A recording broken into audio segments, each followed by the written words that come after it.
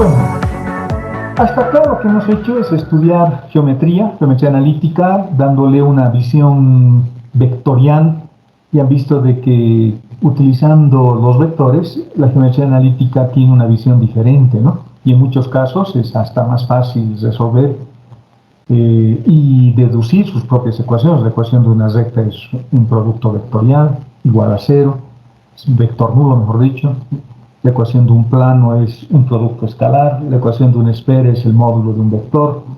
Cosas bastante sencillas, bastante simples, desde el punto de vista de la concepción, de la definición de lo que es un lugar geométrico. Por lo tanto, el análisis vectorial es una herramienta, es un lenguaje fundamental en el estudio, ¿no?, de la matemática, Lo que vamos a hacer en este capítulo es insistir con las funciones vectoriales, pero con una visión un poquito diferente.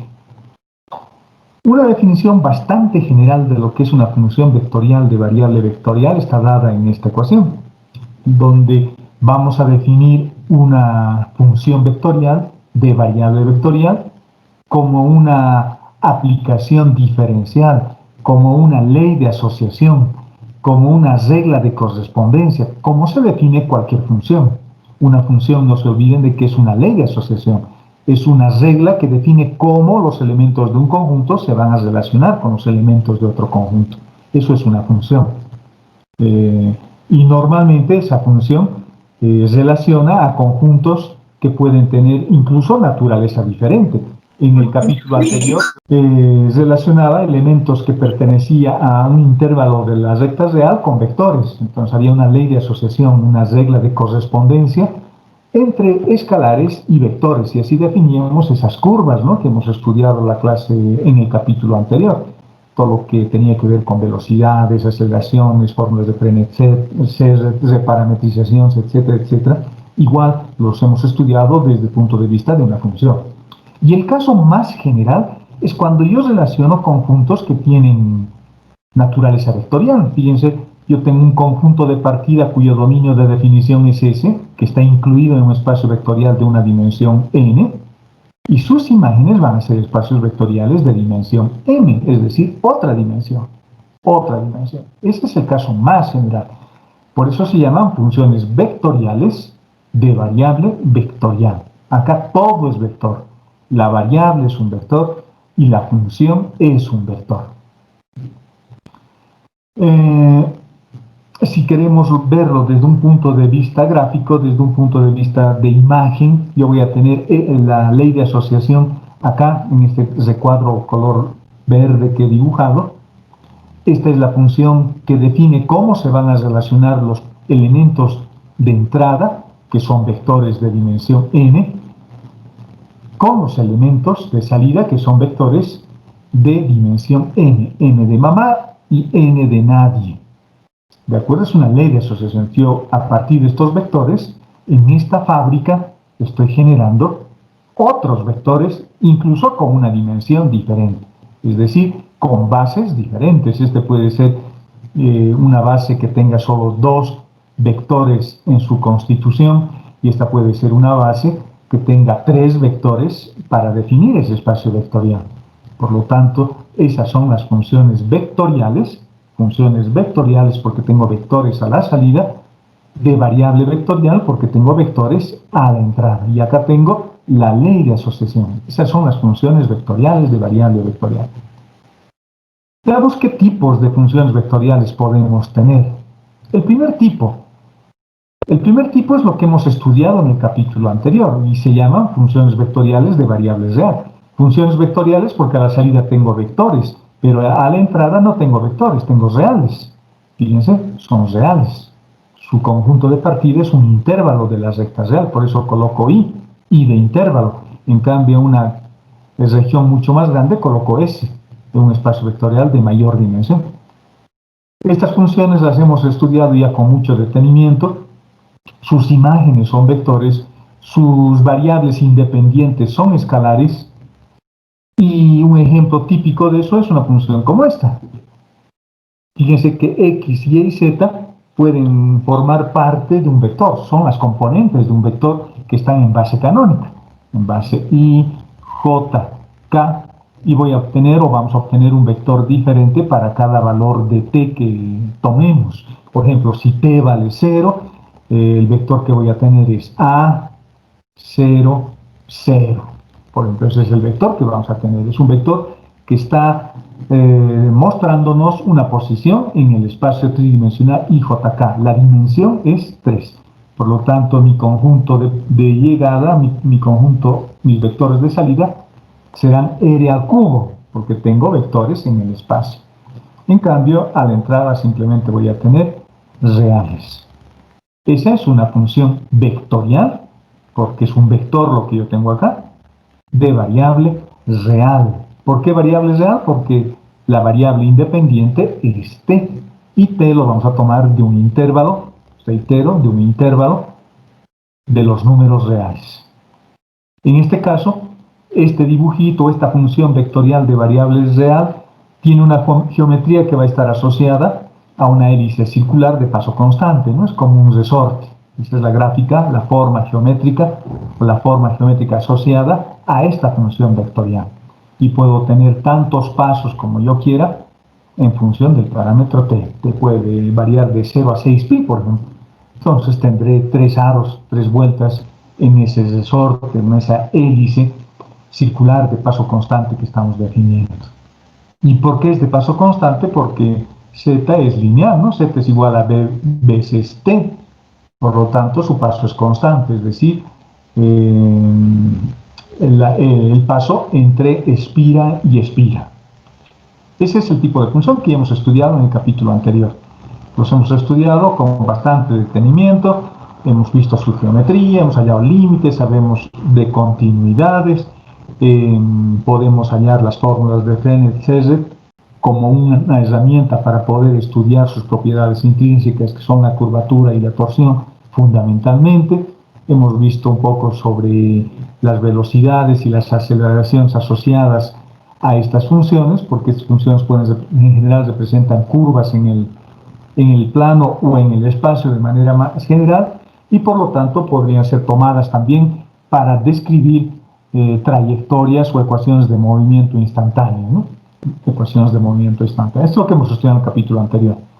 Las funciones sirven para estudiar con mucho detenimiento a las curvas en general. El otro tipo de funciones, fíjense, las funciones estamos definiendo a partir del valor que pueda tomar m o el valor que pueda tomar n. El otro tipo de función son las funciones vectoriales de variable vectorial. Ahora todo es un vector. A la salida voy a tener vectores y a la entrada voy a tener vectores. Y también son leyes de correspondencia, en este caso, que relacionan vectores que tienen dimensiones diferentes. Por ejemplo, para el espacio, para una superficie en el espacio, yo puedo definir vectores en el plano, en un espacio vectorial de dimensión 2, y generar vectores en el espacio, es decir, vectores de dimensión 3. Un ejemplo de eso lo podemos ver en la forma que toman las ecuaciones paramétricas de estas funciones. Son muy parecidas a estas, fíjense, básicamente es lo mismo. La diferencia es que ahora no tengo solo un parámetro, tengo dos, ya no tengo t, ahora tengo dos, u y b. El hecho de tener dos parámetros, en lugar de uno, hace que la curva se vuelva una superficie. Es bien interesante, es una herramienta matemática bien poderosa. Yo suelo asociar a estas superficies, cuyo conjunto de partida está definido en un espacio vectorial de dimensión 2, porque tiene dos variables, en realidad más que eso, su base tiene dos vectores. Yo suelo definir como un tejido, es un tejido esto. Si B no existiera, tengo unas curvas. Y si U no existiera, tuviera otras curvas. Y si esas curvas las tejo entre sí, voy a tener un tejido como mi chompa. Y eso define una superficie. Y esa superficie está definida, reitero, por curvas. Por curvas que son como lana, como hilo, que van tejiendo una superficie. Y para hacer eso solo necesito dos parámetros. En cambio, si tengo solo un parámetro, defino una curva. Pero si tengo dos parámetros, hago un tejido. Eso es bien interesante. Y como tengo componentes en X, en Y y en Z, el conjunto de llegada, los vectores de llegada, son vectores en el espacio. Fíjense cómo puedo definir una superficie utilizando estas funciones. X es una función que depende de U y de B, Y es una función que depende de U y de B, y Z lo propio. Por ejemplo, X podría ser U coseno de B, Y podría ser U seno de B, y Z que sea U. Es diferente a estas curvas, porque estas curvas solo dependían del parámetro T, solo dependían de un parámetro, y definen curvas justamente. En cambio, estas otras que tienen una estructura muy parecida, y sigo utilizando el vector de posición X y Z, en este caso para construir superficies, ahora tengo como funciones paramétricas a funciones que tienen dos variables, U y B, U y B, y U. Bueno, en este caso la variable Z solo tiene U. En muchos casos, para determinar cuál es la forma de esta superficie, se puede utilizar también el método de la eliminación del parámetro, como hemos hecho en estos casos. A veces se podían eliminar el parámetro haciendo un poquito de álgebra nada más. Si tengo X y tengo Y, los elevo al cuadrado y los sumo, acá yo voy a tener que X al cuadrado más Y al cuadrado va a ser igual a A al cuadrado. Eso es un cilindro. Y si lo intersecto con este plano voy a tener la hélice circular de paso constante. Acá puedo hacer lo mismo. Fíjense, voy a agarrar las dos primeras ecuaciones, X y Y los voy a elevar al cuadrado. Por lo tanto, X al cuadrado más, y los voy a sumar. Por lo tanto, X al cuadrado más Y al cuadrado va a ser U al cuadrado coseno al cuadrado de B, U al cuadrado seno al cuadrado de B. Esto, simplificando esta parte de la ecuación, eso es U al cuadrado. Por lo tanto, esta ecuación es U al cuadrado, pero U es Z. Si eliminamos la variable U con Z, y en lugar de U al cuadrado tendremos Z al cuadrado. Y finalmente obtenemos la ecuación de esta superficie. Y esa superficie es súper conocida, pertenece a la familia de los hiperboloides, ¿no? De un manto, el cono asintótico, y de dos mantos. Es una familia de hiperboloides. Y esto es un cono. Esta es la ecuación escalar canónica del cono, y esta es la forma vectorial del cono. Entonces, al igual que en las curvas, las superficies tienen una representación vectorial, y eso se lo puedo obtener a partir de la definición de estas funciones. Esto en general, estas funciones cuyo conjunto de partidas son vectores en el plano y cuyo conjunto de llegadas son subvectores en el espacio, en general definen superficies en el espacio. El cono, la esfera, cualquier hiperboloide que hemos visto, cualquier cilindro que hemos visto, etcétera, etcétera, tiene su forma vectorial. Acá hicimos un ejemplito sencillo para demostrar que esto es un cono circular además. Y su dominio de definición, bueno, el ángulo que dé una vuelta completa, B, de 0 a 2π, y U que varíe de 0 a A, por ejemplo. Podría variar de 0 a A, de 0 a 2A, etcétera, etcétera. Y eso me va a definir, me va a dar como resultado un cono de una altura posiblemente diferente y con características diferentes en función del dominio de definición que vayamos a darle, ¿no? Estas funciones vectoriales de variable vectorial, en este caso el inciso 2.2, que son las funciones vectoriales de variable vectorial, son funciones que les pongo acá para conocimiento general, pero que no lo vamos a estudiar con mayor detalle. Estas funciones son objeto de estudio de alguna materia posterior que algunos de ustedes van a llevar, no todos, solo los electrónicos y los civiles. Hay una materia que se llama análisis vectorial y tensorial. En esa asignatura se ve con bastante detenimiento el estudio de las superficies, pero desde el punto de vista vectorial, usando al vector de posición X y Z como un vector parametrizado a partir de dos parámetros, U y B. Y eso nos permite definir de una manera mucho más sencilla y con una aproximación matemática más fácil de digerir, si es que vale la expresión, a las superficies en general. ¿De acuerdo? Por lo tanto, este punto está bien, hay que conocer qué son las superficies desde el punto de vista vectorial y cómo se definen a partir de esta ley de asociación, pero su estudio con detenimiento, porque esto es objeto de estudio un poco más profundo, se hace en otra asignatura. El tercer caso, fíjense cómo hemos ido avanzando. El primer caso que hemos estudiado, esto era una recta real y esto es un espacio vectorial. Y eso nos permitía definir funciones vectoriales de variable real. El segundo caso, tenemos ahora a la entrada vectores y a la salida vectores. Y eso son funciones vectoriales de variable vectorial. Y en el tercer caso lo que voy a tener es un escalar a la salida. Un escalar a la salida, fíjense. Un escalar a la salida. Si yo voy a meter una función vector, un vector a la entrada, voy a tener un vector a la entrada y como respuesta a la salida voy a tener un escalar. O sea, es una especie de transformación, ¿no? Una especie de transformación. Esos vectores se van a transformar en escalares. Esos vectores se van a transformar en escalares. Una visión similar que se ve en el álgebra lineal es cuando ustedes estudian autovalores y autovectores. Cuando ustedes estudian autovalores y autovectores van a tener una matriz que es simplemente un arreglo de números que luego de hacerle una pequeña transformación y sujeto a algunas condiciones, esa matriz se vuelve un escalar. Y ese escalar es el autovalor, así se le llama. Y eso ocurre en una determinada dirección, que es el autovector. Es bonito, esa parte de autovalores y autovectores. Acá esto es una cosa parecida, digamos. Porque yo tengo un vector, le hago algo a ese vector, y el resultado me da un escalar. Fíjense, pierde la dirección. El vector pierde la dirección. En el otro caso, en el segundo caso, mantiene la dirección. Solo que la dimensión aumenta, ¿no? Este es un vector que tiene dirección, este es un vector que tiene dirección, solo que en esta ley de asociación especial, lo que estamos haciendo es aumentarle la dimensión al vector.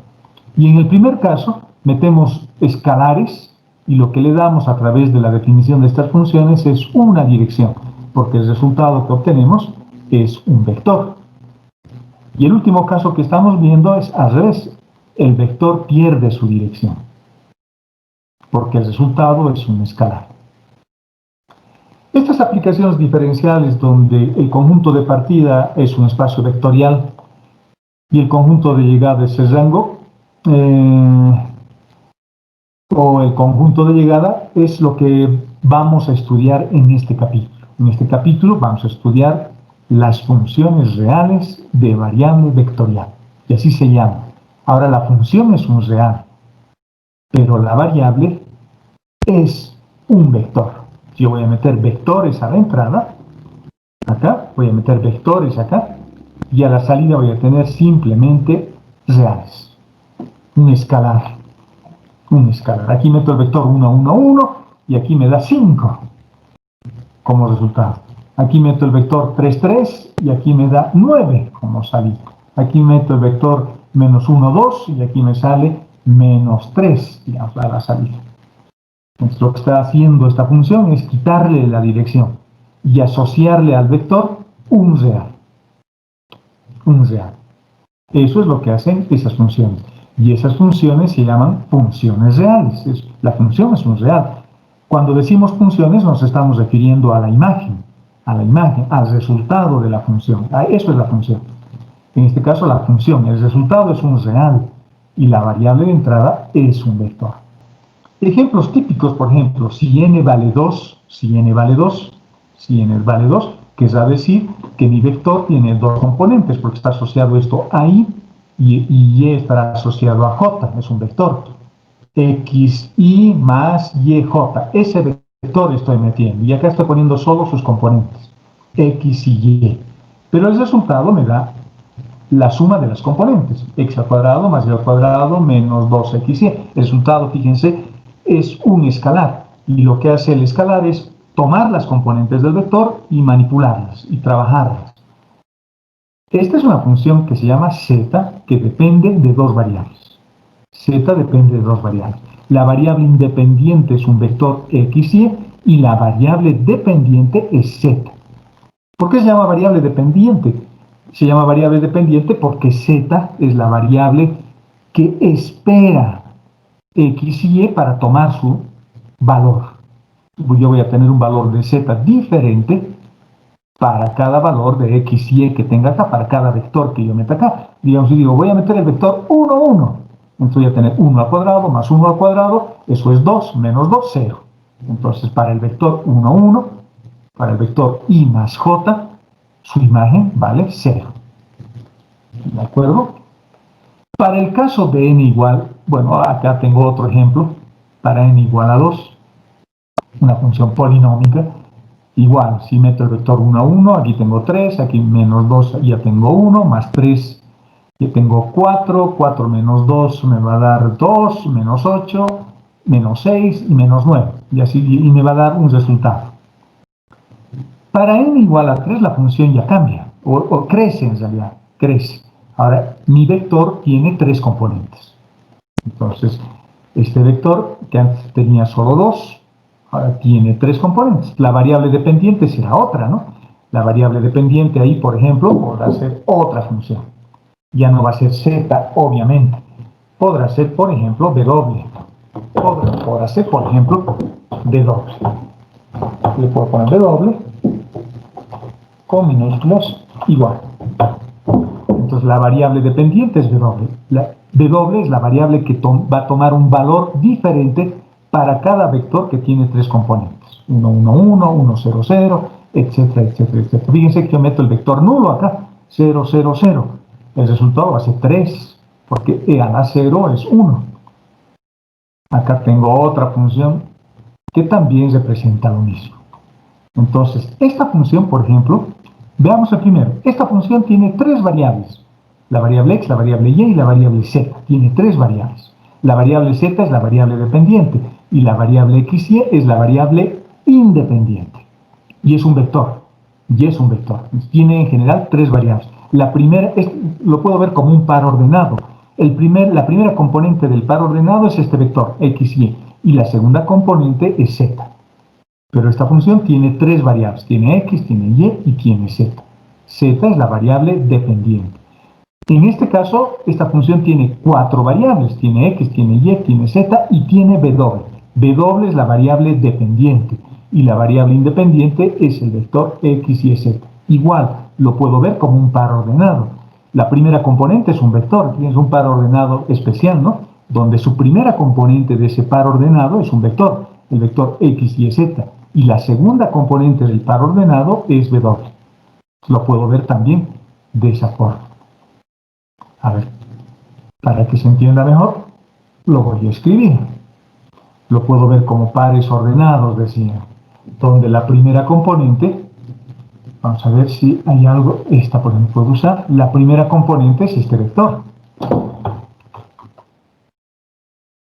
La primera componente es ese vector.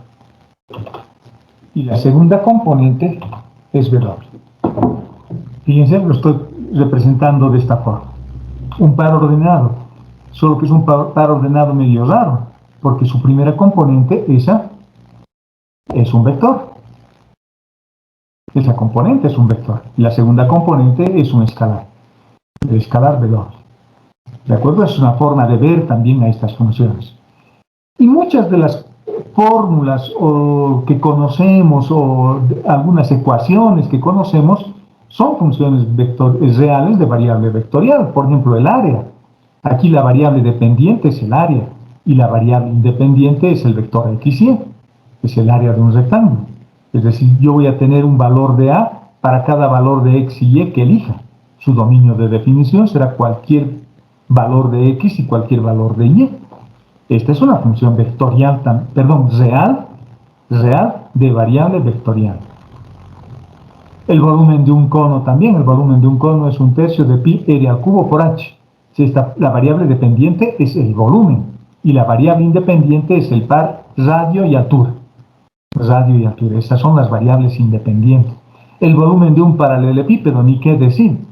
Esta es una función que tiene 4 variables. La variable x, la variable y, la variable z y la variable b. B también es una variable. Es la variable dependiente, porque va a tomar un valor diferente para cada x, valor de x, de y de z. Por lo tanto, esta función tiene 4 variables. Esta función solo tiene 3. Y esta también tiene 3. ¿Cuáles son sus variables? El radio, la altura y el volumen. son las variables. Aquí podría poner, por ejemplo, en esta ecuación que tengo acá, podría poner el radio y la altura como las componentes de un vector, y el volumen será la variable dependiente. Estas funciones en general lo que hacen es ampliar los principios del cálculo ordinario que hemos estudiado en cálculo 1 con funciones que tienen más de una variable. En cálculo 1 hacían ustedes una cosa parecida, básicamente definían lo mismo, solo que era una relación, una ley de asociación entre los elementos del eje X y los elementos del eje Y, es decir, entre simplemente reales, ¿no? Simplemente reales. O si lo quiero ver como espacios vectoriales, podría decir es una ley de asociación entre un espacio vectorial de dimensión 1 con otro espacio vectorial de dimensión 1. Y en realidad, como solamente va a tener una componente, digamos, el valor de X va a ser su variable independiente y Y va a ser su variable dependiente. ¿Y qué hacíamos con eso? Definir curvas. Definir curvas. Pero acá, cuando tengo más de una variable, ya defino otras cosas. Puedo definir superficies o puedo definir hipersuperficies. Esta es una hipersuperficie, porque necesitaría 4 ejes para dibujar. Necesito un eje para X, un eje para Y, un eje para Z y un eje para la función F. Y la función F va a ser una función que le podemos dar el nombre de W. Por lo tanto, necesito 4 variables, o 4 ejes, un eje para W, un eje para X, un eje para Y y un eje para Z. Esto es más fácil. Esto nos olvida de que es Z. Por lo tanto, para graficar esta superficie necesito 3 ejes. Necesito el eje X, necesito el eje Y y necesito el eje Z. Esta es una superficie que puedo graficarlo en el espacio. Puedo agarrar esta ecuación y con el GeoGebra dibujar. Y se van a dar cuenta que va a salir una superficie con cumbres y con valles, con máximos o mínimos o puntos de ensilladura, que son los elementos que uno estudia, que son las propiedades más o menos intrínsecas de cada superficie, igual que en las curvas, ¿no? ¿De acuerdo? En cálculo 1 solo tenían una variable independiente y una variable dependiente. Ahora tengo una variable dependiente y una variable independiente que puede tener 2 componentes o 3 componentes, es decir, un vector bidimensional o un vector tridimensional. Esta última función, esta, ya no la puedo graficar. No la puedo graficar, porque para graficar necesitaría 4 ejes. Reitero, un eje en X, un eje en Y y un eje en Z. Y finalmente un eje en W. Eso no lo podemos ya dibujar geométricamente. Nuestra realidad ya no nos permite hacer eso, ¿no? Porque además tendría que ser una base, no sé, tal vez ortogonal u ortonormal, pero eso, que el hecho de que no lo puedo dibujar no quiere decir que esa función no exista. Puedes representar cualquier otra cosa. Podrías representar, por ejemplo, la temperatura en una habitación. Pues es la ecuación de temperatura de una habitación. Imagínense el cuarto donde estamos, o nuestra aula en el Príncipe de Paz, en la Facultad de Ingeniería, para las coordenadas X, Y y Z, podríamos tener una temperatura diferente. Y esa temperatura podría ser W, fíjense. Y ese lo puedo representar, puedo hallar la temperatura en cada uno de los puntos de ese paralelepípedo que es el aula. Entonces, sí puede existir, ¿no? Aunque geométricamente esto será una hipersuperficie, si lo quiero ver desde el punto de vista geométrico, sin ningún tipo de aplicación a la mecánica, ¿no? A la mecánica. Estas funciones, esta que es un caso más simple, estas funciones se llaman funciones multivariables. ¿De acuerdo? Y esas son las funciones, el tercer caso, son las funciones que vamos a estudiar en este capítulo. Todo este capítulo lo vamos a dedicar a estudiar estas funciones y lo que podamos hacer con estas funciones. Dominios de definición, geometrías, límites, derivadas, aplicaciones, etcétera, etcétera, de estas funciones. Son funciones un poco más complejas, ya no es una curva en el plano como en el cálculo 1. Serán superficies, puede ser una superficie que tenga la forma de una esfera, una superficie que tenga la forma de un hiperboloide, o en general una superficie tan compleja como esta. tan compleja como esa. Esas funciones se llaman funciones multivariables. Veamos algunas definiciones. Bueno, antes de continuar, ¿alguna duda con lo que acabo de explicar? Bueno, espero que no. Si no contestan, quiere decir que todo está claro. Bueno, hagamos una definición un poco más formal de lo que es una función multivariable. Bueno, como cualquier función, jóvenes, una función siempre es una ley de asociación, es una regla de correspondencia. Y en este caso también la definición sigue siendo la misma. Una función es una regla de correspondencia que le asigna a cada par ordenado, a cada terna ordenada. Cuando digo par ordenado me estoy refiriendo a este, ¿no? O terna ordenada a esta. O en general, a cada n-upla ordenada. Una n-upla puede tener más de dos componentes. Puede ser 2 uplas, será un par ordenado. 3 uplas será una terna ordenada. 4 uplas será un cuaternio. 5 uplas será un arreglo con 5 elementos, etcétera, etcétera. Y es una ley de correspondencia que le asigna a cada n-upla ordenada de números reales como este, por ejemplo, que va a estar incluido en un espacio vectorial de dimensión 1, uno y solo un elemento W del conjunto de los números reales. Eso es importante, ¿no? Porque de esa forma estoy definiendo lo que es una función. Una función es una ley de correspondencia de un elemento con otro elemento. Una función solo puede tener un reflejo. Un vector puede tener solo un reflejo. Es como mirarse al espejo. Cuando yo me miro al espejo veo solo una persona. O sea, nosotros mismos nos vemos. Y esa es una ley de correspondencia. Es como un matrimonio. El varón y la mujer. Una ley de correspondencia entre dos conjuntos diferentes. El conjunto de los varones y el conjunto de las mujeres. Esa es una función. Sin embargo, el estudio no está restringido a las relaciones, ¿no? Las relaciones es cuando se puedan tener más de dos imágenes. Porque yo me miro en el espejo y veo dos imágenes, digamos. Pero eso normalmente no sucede en la realidad, normalmente hay una sola imagen, y eso es una función. Pero reitero, lo que vayamos a estudiar en este capítulo no quiere decir que vayamos a restringirnos, ¿no? También puedo tener funciones o una variable W, o dos variables W asociados a un mismo conjunto. Por ejemplo, en el caso de las parábolas, por ejemplo, una parábola que está abierta sobre el eje X, vamos a hacernos un pequeño dibujo por acá.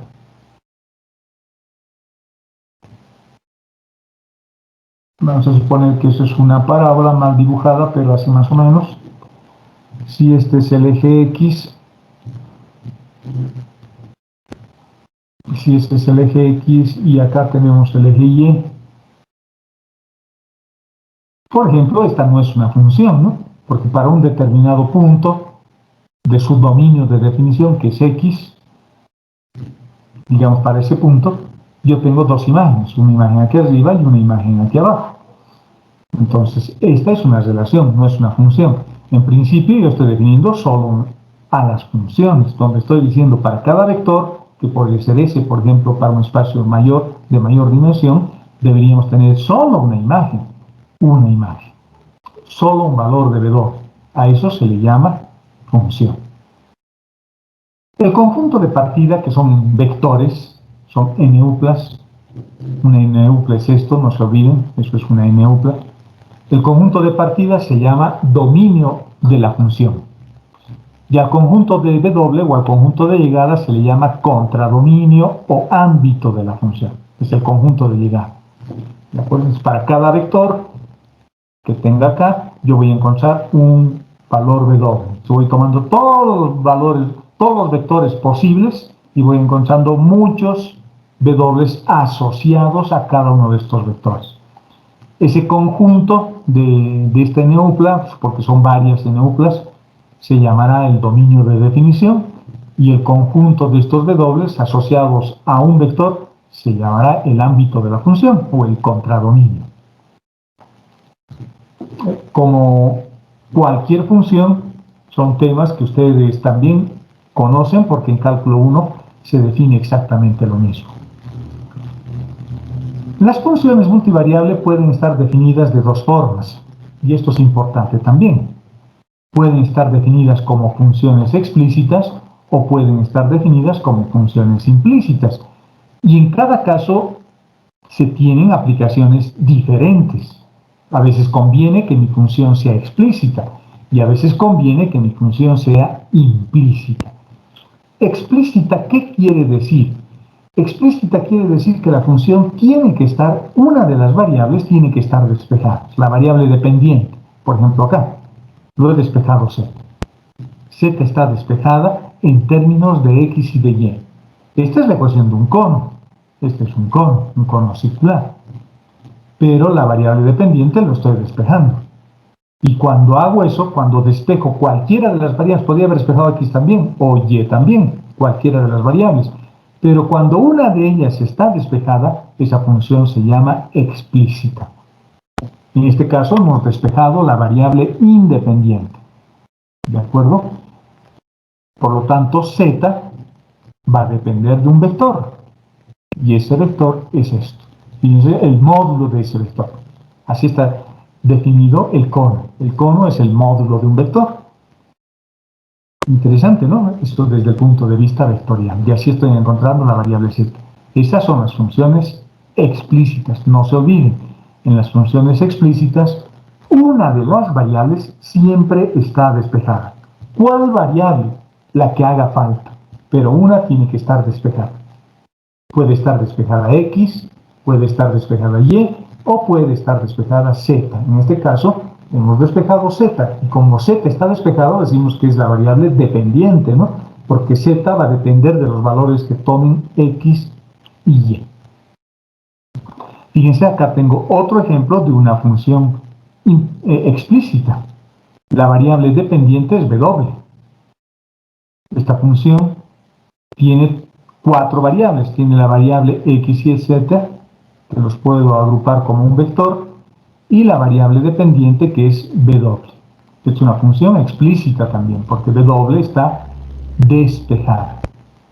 W es la variable despejada y corresponde a la variable dependiente. La variable independiente es el vector x y z.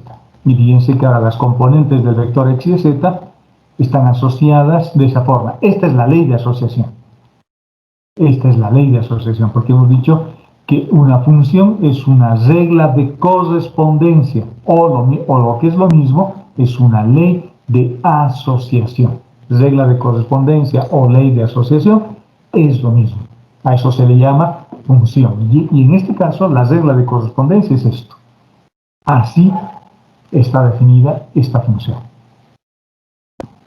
Reitero entonces, las funciones explícitas son aquellas donde una de las variables, esta por ejemplo, o esta otra, están despejadas. A eso se le llama funciones explícitas. En cambio, las funciones implícitas son funciones donde ninguna de las variables está despejada. Estas funciones son ecuaciones en realidad, no son realmente funciones, son ecuaciones. Por ejemplo, la ecuación de una esfera. Es una forma implícita, porque ni x, ni y, ni z está despejada. ¿Podría despejar x? Por supuesto, puedo despejar x. X va a ser igual, puedo despejar z. Z al cuadrado va a ser igual a al cuadrado menos x al cuadrado menos y al cuadrado. Le saco la raíz y ya tengo z despejada. Y esta forma implícita la he vuelto explícita. Y puedo despejar también y, o podría despejar en su defecto x. Acá tengo otra función u otro ejemplo de una función implícita. Ninguna de las variables está despejada. Y me parece que en esta forma implícita, despejar alguna de las variables puede ser casi misión imposible. Entonces, vamos a ver, hay procedimientos para trabajar con formas implícitas y en muchos casos hasta es mejor trabajar con una forma implícita, porque hay herramientas que se han desarrollado, por ejemplo, para encontrar derivadas. Cuando tengo funciones implícitas, a veces es más fácil de derivar, porque puedo recurrir a procedimientos de diferenciales totales que se llaman jacobianos. ¿Se dan cuenta? Entonces, las funciones, que es lo que estamos estudiando, las funciones multivariable, son leyes de asociación que pueden estar expresadas en una forma explícita o en una forma implícita. Explícita, reitero, ¿qué quiere decir? quiere decir que z o w están despejadas. La variable, alguna de las variables está despejada. Y la función implícita es una función donde ninguna de las variables está despejada. Las funciones implícitas son ecuaciones en general. La ecuación de un plano, por ejemplo, es una función implícita. 2x más 2y menos z igual a 5. Ninguna de las variables está despejada. Por lo tanto, es una función implícita. La ecuación de un plano puede ser una función implícita. Pero podría despejar los z, digamos, ya se ha vuelto explícito. ¿De acuerdo? Estas funciones o estas otras en general describen a las superficies en el espacio. Acá puedo despejar z, por ejemplo esta. Esa es esta, ¿no? Las tres variables están en el mismo lado de la ecuación y están igualadas a una constante. En este caso, constante vale a cuadrado. Esto es una superficie en el espacio porque conocemos esta ecuación. Esta ecuación es la ecuación de una esfera. Bueno, y esta otra será una superficie un poco más compleja. Una superficie más compleja. Perdón. Pero en general describen superficies. Las superficies solo tienen tres variables, fíjense. Tiene x, tiene y y tiene z, en su forma implícita. Explícita, perdón. Y en su forma implícita lo mismo. Tiene x, tiene y tiene z, su forma implícita. Pero solo hay tres variables. Si pusiera acá w, digamos, coma w, esa va a ser una hipersuperficie. Una hipersuperficie. En el espacio, en R igual a 3, solo deberían haber tres variables. Solo deberían haber tres variables. ¿De acuerdo? Empecemos a estudiar su geometría. Cuando uno estudia estas funciones, lo primero que uno debería tratar de saber es esto. Voy a irme hasta arriba y debería tratar de encontrar esto, el dominio de definición. Es decir, todo ese conjunto de vectores que hacen que a la salida yo tenga reales.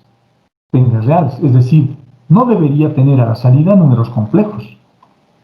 Y a la salida no debería tener números muy grandes, tendientes a infinito, por ejemplo. Yo tengo que escoger un conjunto de vectores de tal forma que a la salida se tenga un sentido real.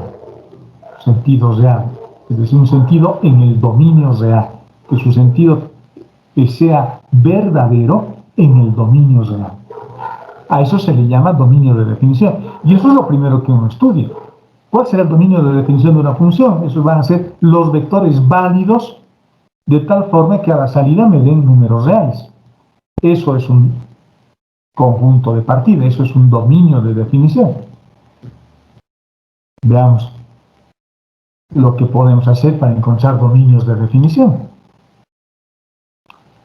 Fíjense el párrafo que les he escrito ahí. Al igual que las funciones de una variable, dice, se entiende que el dominio de definición de una función multivariable es el conjunto más grande donde la variable dependiente tiene sentido en el dominio real. Eso es fundamental. Eso es lo que define un dominio real. Yo estoy trabajando, estoy construyendo, estamos estudiando el cálculo multivariable en el dominio real. Es decir, los números, las componentes de los vectores y las imágenes de esos vectores a la salida de la función tienen que ser reales, tienen que pertenecer a la recta real. Entonces, mi tarea tiene que ser encontrar ese conjunto de vectores que me aseguren que la función tiene sentido en el dominio real. Se consideran algunos criterios, he colocado ahí tres, que son los mismos criterios que ustedes han estudiado en cálculo 1. No hay cosas raras por acá. ¿Qué es lo que se tienen que evitar? Divisiones por cero. Porque si tengo divisiones por cero, seguramente voy a tener imágenes o variables dependientes que están en el infinito. Y eso no puede ser, ¿no? Tengo que evitar los números complejos, es decir, a la salida, de esta mi cajita verde que está aquí adelante, a la salida, no puedo tener números complejos. Los números complejos son objeto de estudio de otra asignatura. Ahí estudiarán números complejos con el ingeniero Michel, con el ingeniero Espinosa y algún otro docente más joven que creo que da también esta asignatura. Pues ahí estudiarán números complejos. Nosotros estamos estudiando el cálculo en el dominio real, por lo tanto, acá afuera, a la salida, tienen que haber números reales.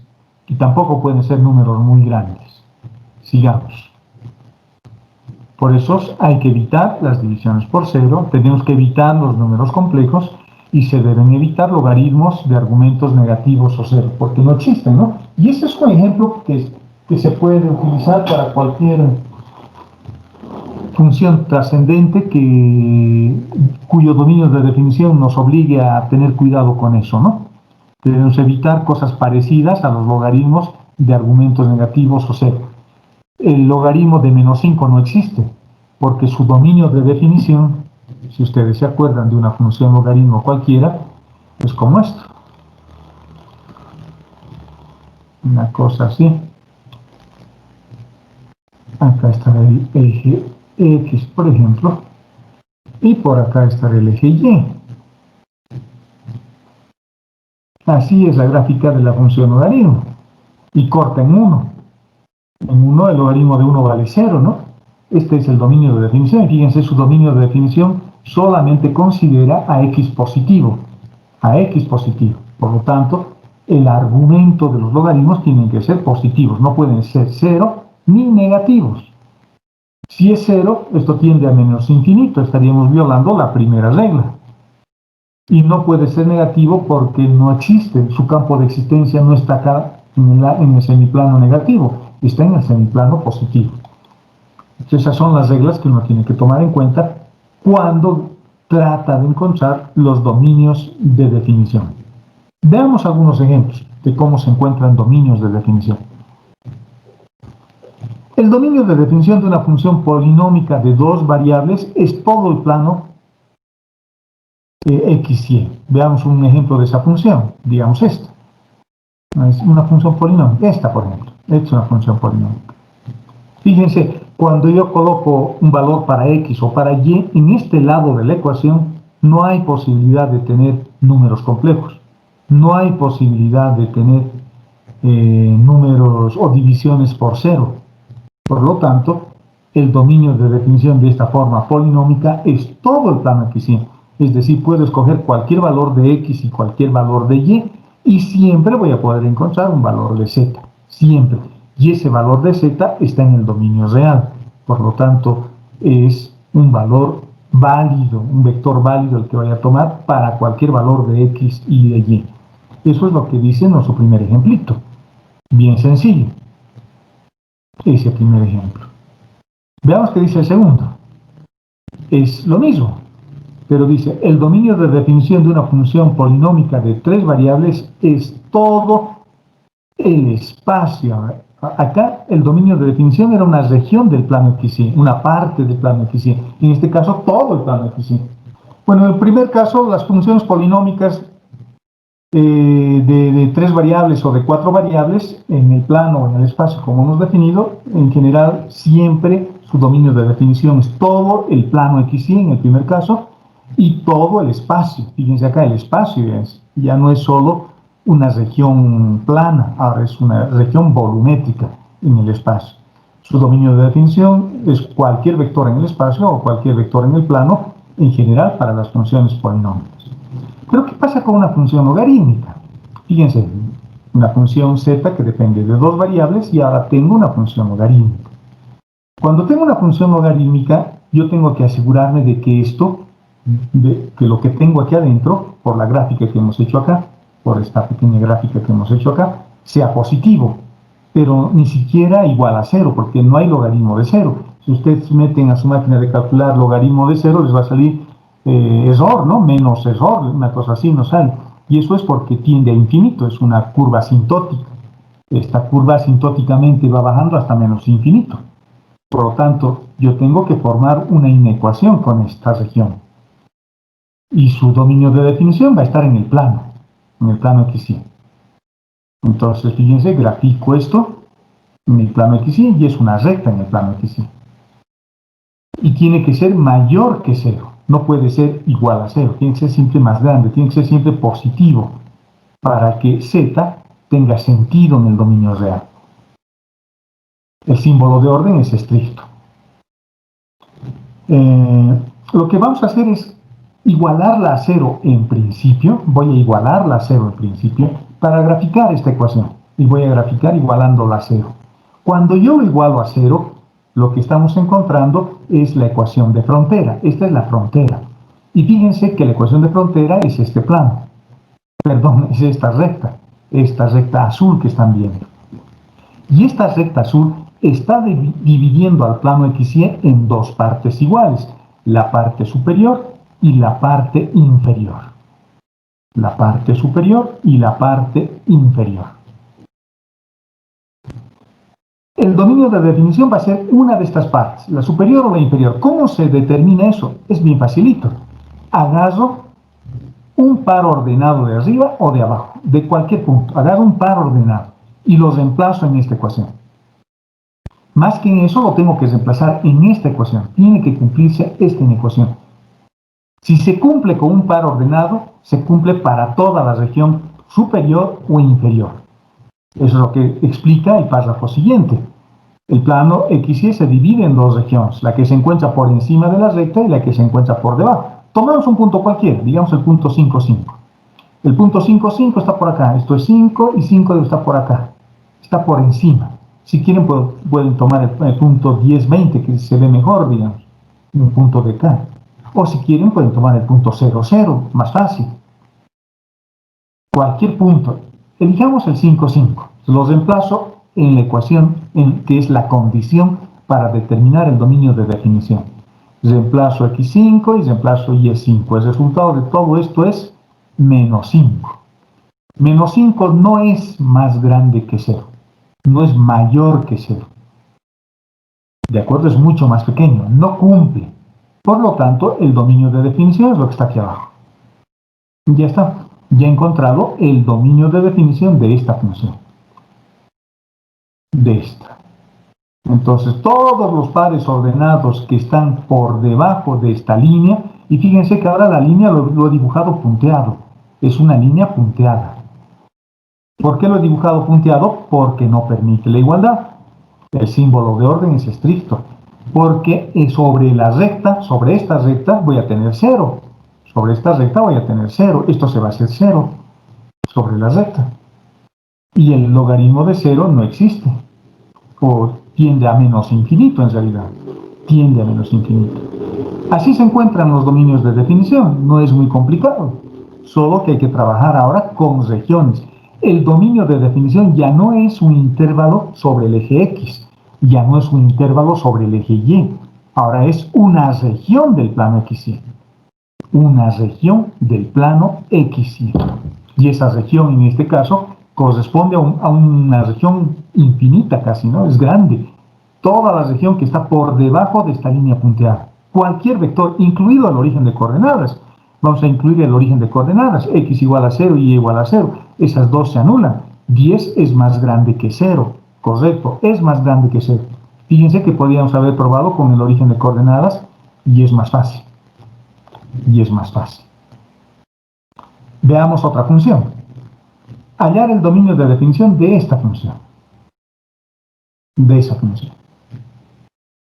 Bueno, el 4 no nos molesta en nada. No nos molesta en nada. Pero la cantidad subintegral sí puedo tener problemas, porque x al cuadrado menos y al cuadrado puede volverse negativo. Y raíces negativas no existen, ¿no? Bueno, son números imaginarios. Y no hay el coseno de un ángulo imaginario. Tengo que asegurarme que lo que tengo acá sea positivo. Pero en este caso, fíjense, el símbolo de orden ya no es estricto. Permite la igualdad. Puede hacerse 0. Puede hacerse 0. Que x y y, por ejemplo, siempre sean iguales en esa recta x igual a y, de pendiente positiva o pendiente negativa. En esas dos rectas, el coseno se va a hacer 0 y el coseno se va a volver 1, más 4, 5. Voy a tener siempre una imagen donde z porque no se olviden de que esto es z, va a valer 5. Pueden ser iguales. Pero hay la posibilidad, por ejemplo, de que este número sea más pequeñito que este otro. Más pequeñito que este otro. Por lo tanto, voy a tener una raíz negativa. Y eso es un número complejo. Lo que voy a hacer es lo siguiente. Se puede hacer lo siguiente. Lo estoy desarrollando como si fuese una diferencia de cuadrados común y corriente. Voy a escribir las ecuaciones de frontera. Voy a hacer que esto sea 0 y que esto sea 0. Ecuaciones de frontera. Para que esta ecuación sea 0, fíjense, la ecuación de frontera estoy dibujando. Siempre hay que hacer eso, la ecuación de frontera. Y luego, con el análisis de la inecuación, como hemos hecho acá, podemos descartar la frontera si se necesita descartar, ¿no? Para que este producto sea 0, yo puedo hacer que el primer término sea 0 o el segundo sea 0. Son dos rectas a 45 grados. La recta con pendiente positivo, que es azul, que es la primera, y la recta con pendiente negativa, que es la roja, que es la segunda. Fíjense que hemos dividido en 4 regiones al plano X y Y. Esta parte, primera región, esta parte, segunda región, esta parte, tercera región, y esta parte, cuarta región. Puedo escoger cualquier región. Por ejemplo, voy a escoger el punto 2 en X y 0 en Y. Y voy y reemplazo acá. 2 en X y 0 en Y. Al tener eso, voy a tener 2 por 2, 4. En raíz 12. Está bien, no se puede imaginar. Y por lo tanto, mi dominio de definición es esto y esto no. Esto y esto no. Igual que la ley de sinos en los intervalos de los dominios de definición. Digo sí, no, sí, no. Pero si tengo problemas, puedo hacer la prueba escogiendo un punto para cada una de las regiones. Por ejemplo, la región 1, estoy escogiendo el punto 1, 0. En el punto 1, 0, el resultado es 1 y 1 es más grande que 0. Es verdadero. La región 2, estoy escogiendo 0, 1. Entonces voy a tener al revés. Menos 1, voy a tener menos 1. Menos 1 es más grande que 0, falso. Luego escojo el punto menos 1, 0, este otro puntito para la región 3. Y el resultado es positivo. Y luego escojo un puntito de la región 4, es decir, 0 en X y menos 1 en Y. Y el resultado es negativo, es falso. Pero era suficiente tomar uno, este. Si este es sí, este es no. Si este es sí, este es no. ¿De acuerdo? Por lo tanto, el dominio de definición es una cosa como esta. Tengo que tomar elementos solo de la región que está pintada con azul y permite la igualdad. Por eso ya no hay línea punteada acá. Ya no hay línea punteada. Incluso estos puntos me permiten encontrar una imagen para Z. Si X es igual a Y, por ejemplo, acá reemplazando se va a hacer 0, coseno de 0 es 1, 1 más 4 es 5.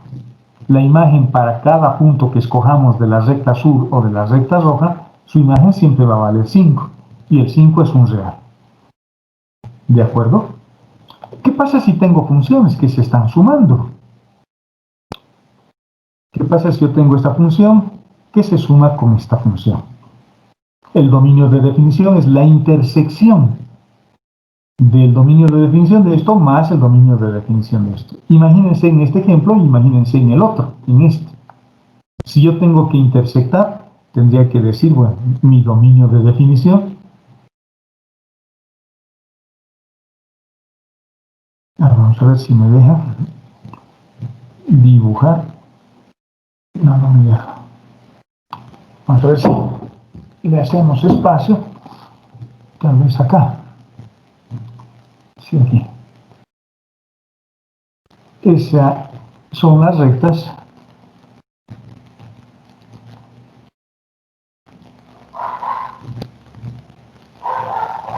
del dominio de definición que hemos encontrado del ejemplo anterior. El dominio de definición tiene que ser la intersección. Por lo tanto, la intersección únicamente va a ser esta parte. Solo esa parte. Va a ser el dominio de definición de esta función más esta otra. Les podría haber dicho, ¿no? Encontrar el dominio de definición de esas dos. Eso más eso. Es el dominio de definición. Del primer caso es esta región azul. Y del segundo caso es esto y esto. La intersección es esto, solo esta parte. Mi dominio de definición, por lo tanto, será, lo voy a dibujar acá, vamos a ver si lo puedo hacer con un triángulo. Mi dominio de definición va a ser solo esa parte. Eso que estoy pintando, dibujándolo con azul. Bueno, no está tan bien mi dibujito, pero esa es la idea. ¿De acuerdo? Ese es el dominio de definición. Solamente ese, porque ese corresponde a la intersección. Porque el dominio de definición sería esto y esto para la segunda ecuación, ¿no? Para esta función. Sería esto y este otro lado. Y para la función logaritmo sería todo lo que está pintado acá. Ese morado con esa línea punteada que tengo arriba. Pero el dominio de definición de la suma es solo estito. Solo esa parte. La intersección. Y eso es lo que estoy queriendo decirles acá. En esa nota. ¿De acuerdo? Bueno, y les he puesto algunos ejercicios para que practiquen. Fíjense, les he puesto 10 dominios de definición para que encuentren. El dominio de definición de la primera, de la segunda, tercera, cuarta, quinta, bueno. Fíjense que en las funciones arcosenos o arcocosenos hay que fijarse cuál es la función original de la función arcoseno, por ejemplo. El dominio de definición de la función arcoseno es una cosa como esta, ¿no? A ver, voy a hacer un pequeño dibujo así. Es como la función seno, pero sobre el eje Y. Así más o menos. Y su dominio de definición va siempre desde -1 hasta 1. Por lo tanto, el dominio de definición de la función arcoseno va a ser una cosa como esta. Voy a tomar eso.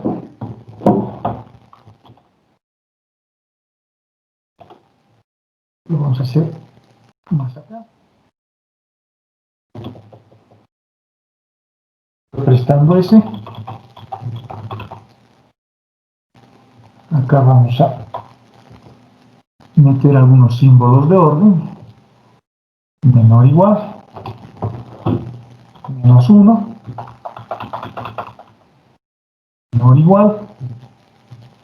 1. Así tengo que analizar el dominio de definición. Hay dos regiones. Eso que estoy pintando es lo que tengo que analizar para saber cuál es su dominio de definición.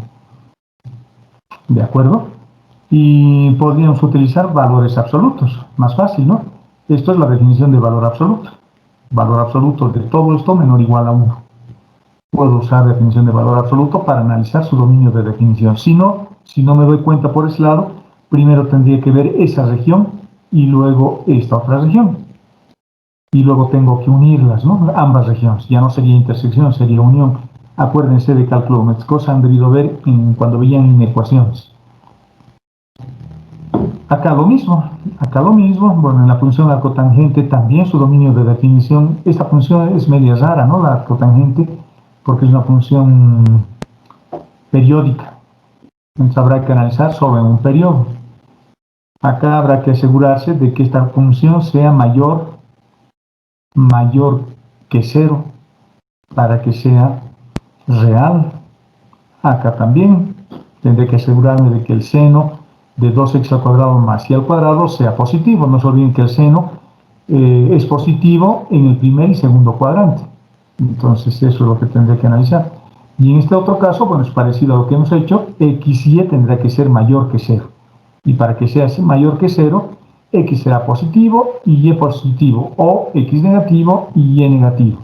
Esas cosas que han estudiado en cálculo 1, las inecuaciones y las gráficas de esas funciones, bueno, habrá que usar acá para encontrar dominios de definición. Les he puesto algunos ejercicios, reitero, para que ustedes lo puedan practicar. Veamos algunas definiciones que tienen que ver con la geometría también de estas funciones, y es las llamadas curvas y superficies de nivel. Fíjense, tengo una función, fíjense, a las funciones reales de variable vectorial también las puedo representar así. La función es real, f no es un vector, pero la variable es un vector. Entonces esta es una función real de variable vectorial. El dominio de definición pertenece a un conjunto que se llama M, un espacio vectorial que se llama M, y sus imágenes son reales. ¿De acuerdo? Entonces, los conjuntos de nivel o gráficas de nivel, como también se las llama, se encuentra igualando la función a una constante. En realidad, la variable dependiente hay que igualarlo a una constante. Para el caso de m igual a 2, el conjunto se llama curvas de nivel, y para m igual a 3 se llamarán superficies de nivel. Es decir, dependiendo de cuántas variables tenga la función. Si solo tiene dos variables, x y y acá, lo que vamos a encontrar es una curva de nivel. Pero si acá tengo x, y y z, lo que voy a encontrar es una superficie de nivel. Curvas de nivel cuando m vale 2 y superficies de nivel cuando m vale 3.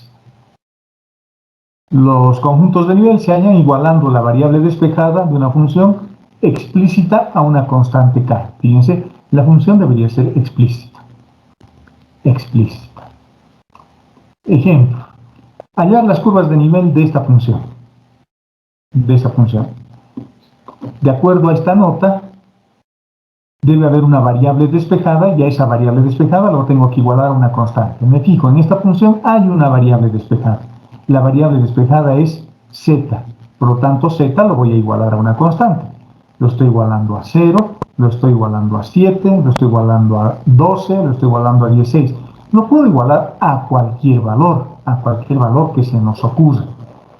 No hay restricciones para k, solo tiene que ser una constante. Para cada valor de k, yo lo que voy a obtener es un contorno de nivel diferente. Fíjense, en el primer caso, ¿qué es lo que yo tengo? Yo tengo un cilindro, pero como he utilizado z igual a 0, lo intersecto con este plano. Y el resultado es una circunferencia de radio 4. Luego acá, ¿qué tengo? Otro cilindro en el espacio. Pero este cilindro lo intersecto con z igual a 7, que es el valor de k, el valor que le hemos dado a z. Y tenemos una circunferencia de radio 3. Luego tengo acá otro cilindro con un radio más pequeñito, su radio vale 2. Y eso, cuando lo intersecto con el plano z igual a 2, me da la circunferencia z x al cuadrado más y al cuadrado igual a 4. Es un cilindro intersectado con un plano. Y finalmente, en el último caso, fíjense, tengo x al cuadrado más y al cuadrado igual a 0, porque z le hemos dado el valor de 16. Y esto es un punto, porque no es la ecuación ya de un cilindro, ¿no? La única manera de darles valor a x y y para que se cumpla esta ecuación es hacer que x valga 0 y que y valga 0. No hay otra forma, no hay otros valores, no hay otro par ordenado x y que me dé siempre 0, porque se están sumando, por un lado, y además están elevados al cuadrado. Así que si yo elijo un valor de x o un valor de y negativos, siempre se van a sumar y siempre va a ser un valor más grande que 0. La única posibilidad de que se haga 0 es de que x valga 0 y y vale 0. Ese es un punto. Lo que hemos encontrado son contornos de nivel. Y estos son sus planos osculadores. Z igual a 4, Z igual a 7, Z igual a 12, Z igual a 16. Son sus planos osculadores. Y en esos planos osculadores están estas circunferencias. Por eso digo, esto va a ser un cilindro, pero cuando lo intersecto con este plano va a ser una circunferencia. Esto es un cilindro, pero cuando lo intersecto con este plano es una circunferencia. Esto también es un cilindro, pero cuando lo intersecto con este plano es una circunferencia. Lo mismo para la última, aunque en el último caso solamente es un punto. Z igual a 16, un punto en el eje Z, que vale 16, porque x y y valen 0. Por lo tanto, tengo cilindros que se intersectan con estos planos que son sus planos osculadores y lo que obtenemos son circunferencias. Circunferencias en planos diferentes.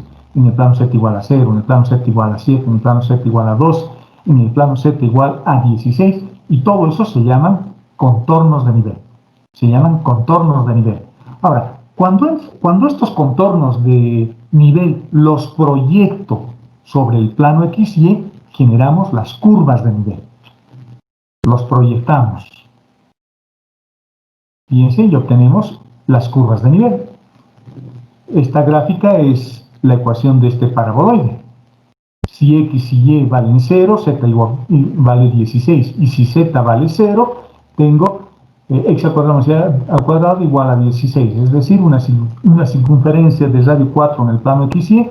Y esto es la gráfica de un paraboloide invertido, como una campana, como esto. Luego vengo con unos planos, con distintos planos.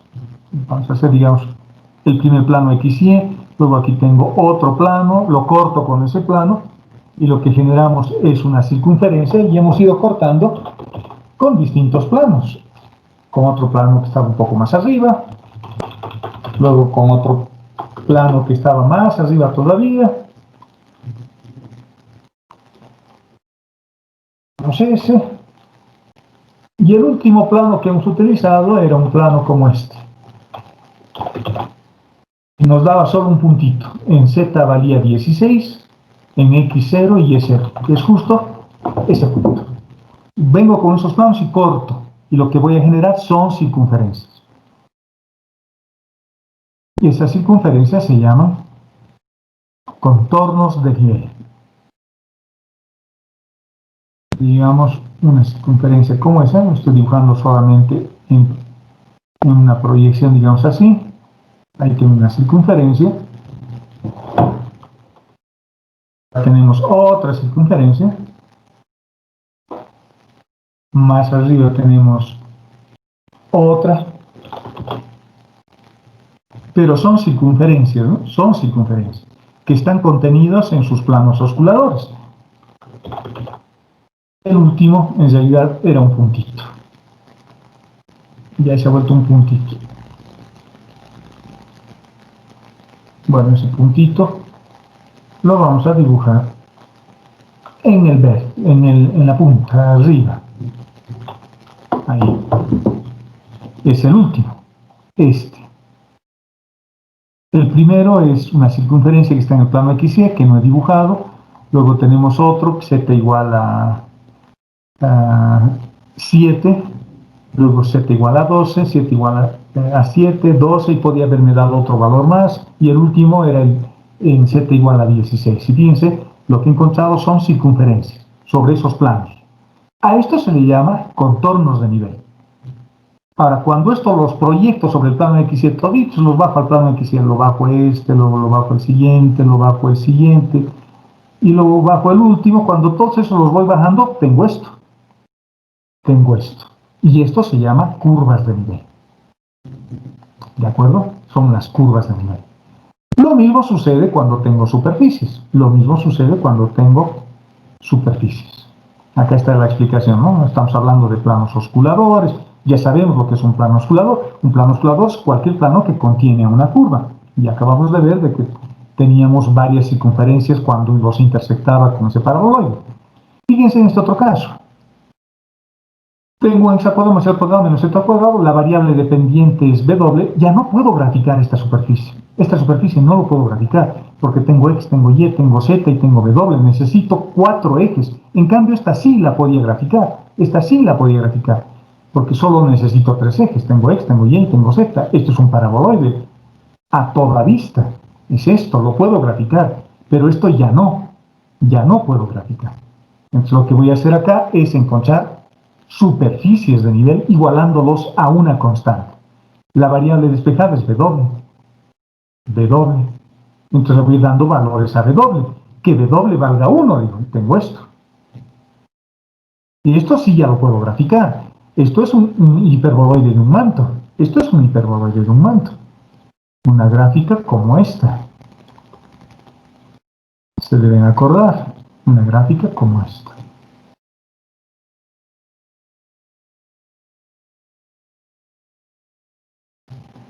Un hiperboloide de un manto. Y otro lado, ¿no? Así. Y lo movemos acá.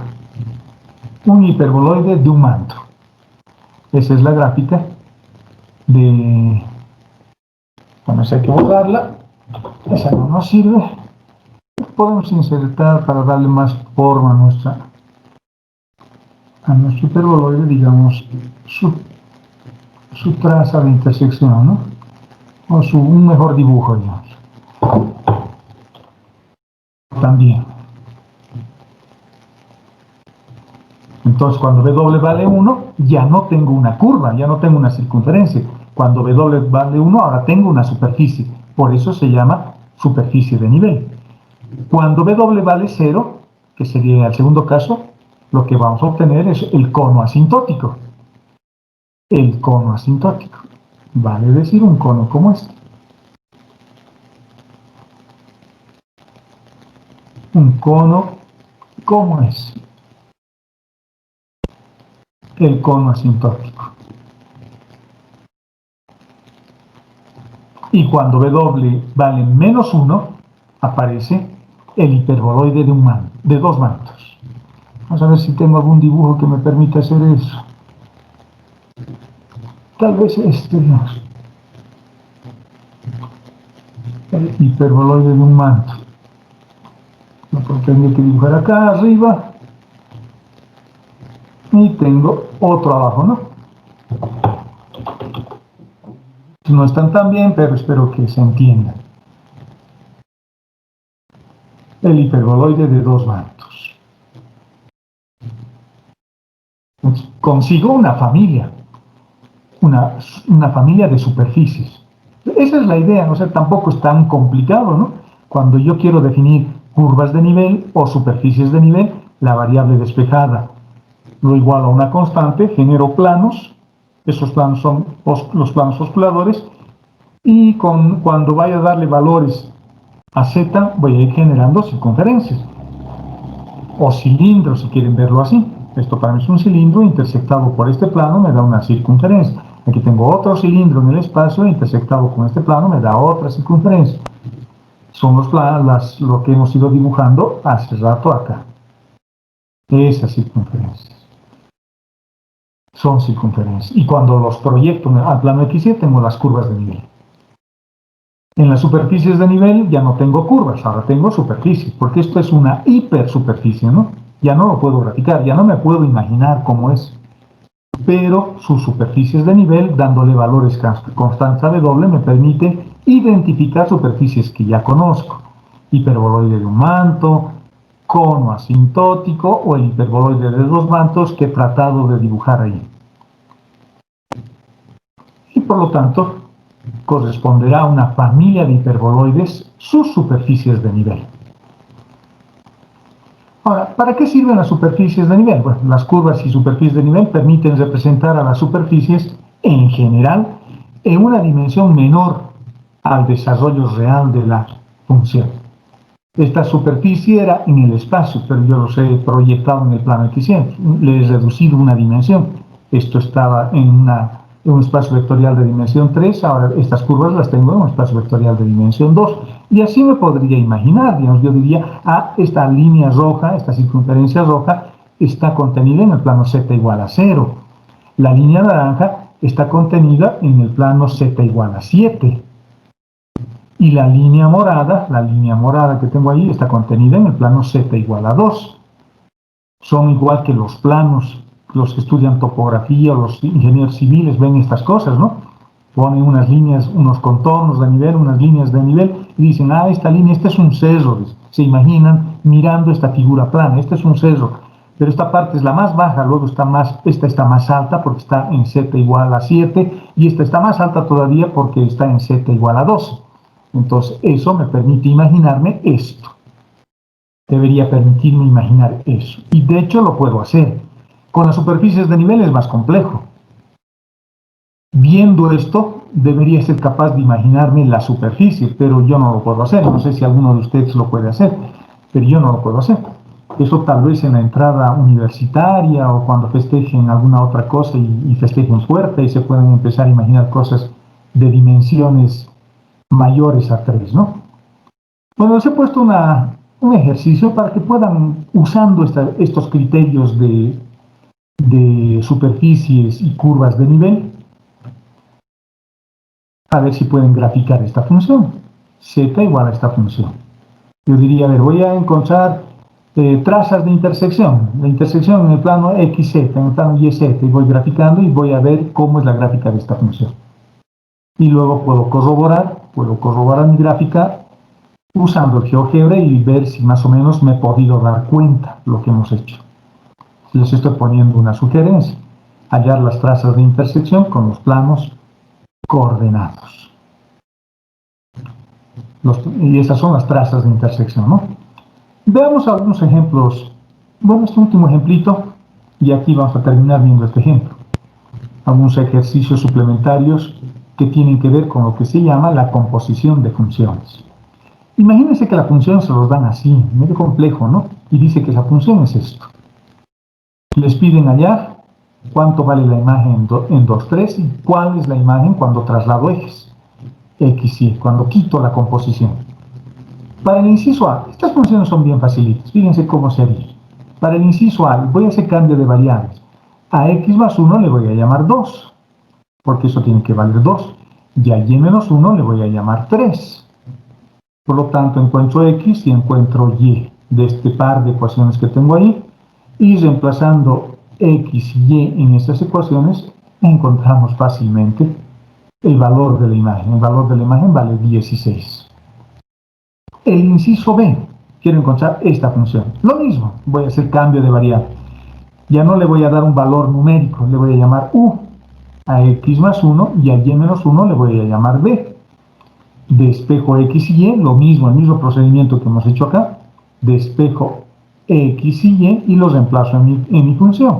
Por lo tanto, mi función que se llamaba x más 1, ahora eso se llama para mí u.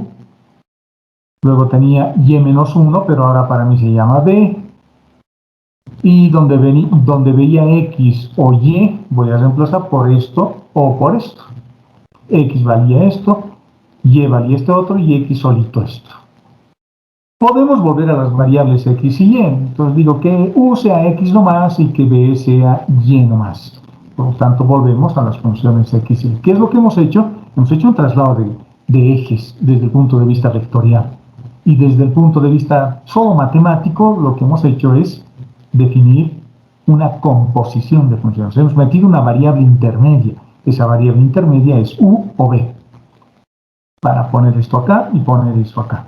Esas son variables intermedias. ¿De acuerdo? Que se puede también hacer eso.